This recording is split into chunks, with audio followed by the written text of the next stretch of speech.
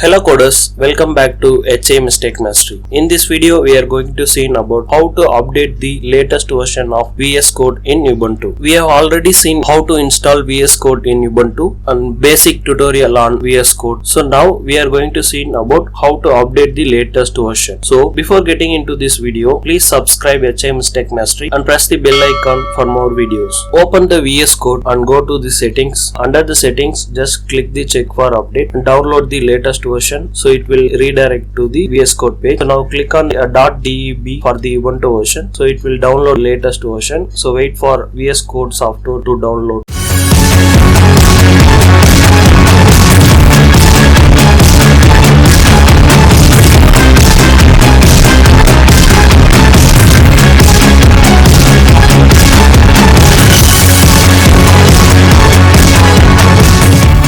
Once the VS Code downloaded, just open the VS Code again and go to the help. Under the help, go to the about. It will show you the all detail of VS Code that you installed currently. The current version I installed is 1.84.1. Just click OK. Open the terminal and check whether it is download or not. Now type the command sudo dpkg-i and the software will download latest version. Just press the tab, it will automatically enter.